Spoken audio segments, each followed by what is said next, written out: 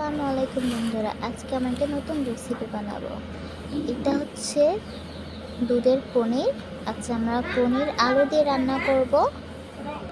তার জন্য নিয়ে নেব আগে থেকে কেটে রাখা কুচু কুচু করে আলু কেটে রেখেছি। তার সাথে আছে আদা রসুন বাটা, ঝাল বাটা, পেঁয়াজ বাটা। আগে থেকে আমরা কড়াইটা বসায় রেখেছি। কড়াইটা এখন গরম হয়ে গেছে। এর মধ্যে সামান্য পরিমাণ তেল দিয়ে দিব। তেল গরম হয়ে গেছে। এর মধ্যে এখন ছোট ছোট করে কেটে রাখা পনিরগুলো দিয়ে দিব।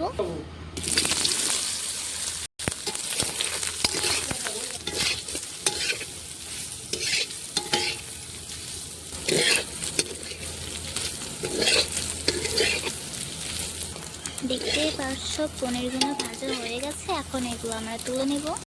ভাজা পনিরগুলো আমার প্লেটের মধ্যে নামিয়ে নিয়েছি। এখন আমরা কড়াইয়ের ভিতর আরেকটু তেল দিয়ে আলুগুলো ভেজে নিব। তেল গরম হয়ে গেছে। এর মধ্যে আমরা কুচি কুচি করে কেটে রাখা আলুটা দিয়ে দিব।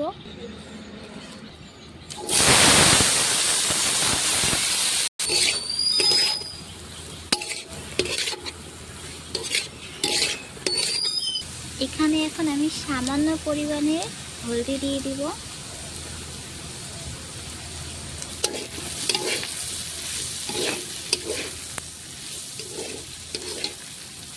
দেখতেই পাচ্ছ আলুটা ভালো করে ভাজা হয়ে গেছে। এর মধ্যে আমি এখন এক এক করে আদা বাটা, ঝাল বাটা, পেঁয়াজ বাটা দিয়ে দিব।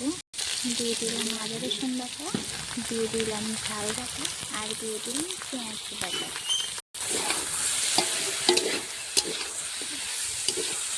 এর মধ্যে দিয়ে দিলাম লবণ, দিয়ে দিলাম আরেকটু হলদি, একটু সামান্য ঝালের গুঁড়া দিয়ে দিলাম।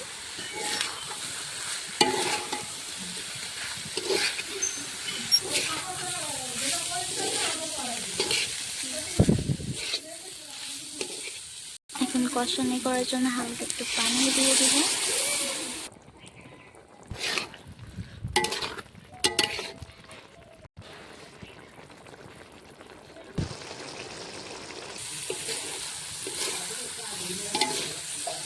দেখতেই পাচ্ছ এখন কষানো হয়ে গেছে। এখন আমরা দিয়ে দিব ঝোলের পানি।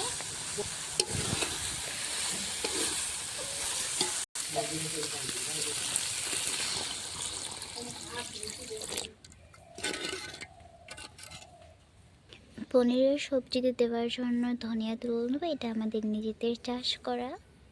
দেখতেই পাচ্ছ কত কচি কচি ধনে পাতা।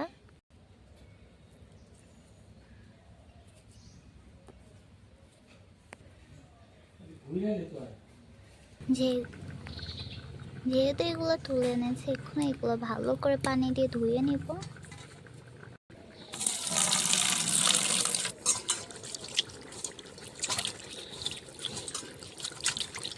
এইদিকে আমাদের আলুটাও হয়ে এসছে। এর মধ্যে আমরা এখন ভেজে রাখা পনিরটা দিয়ে দিব।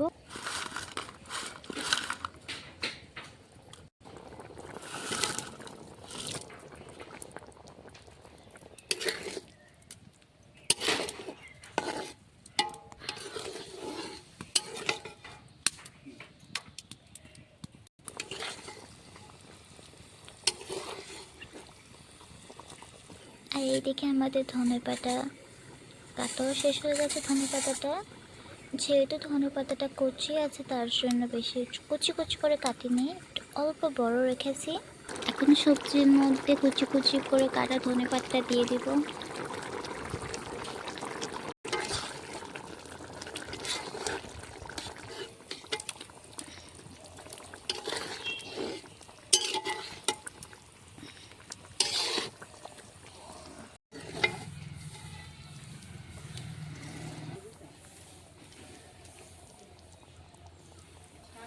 দেখতে পাচ্ছ আমাদের আলু পনিরের সবজিটা হয়ে গেছে।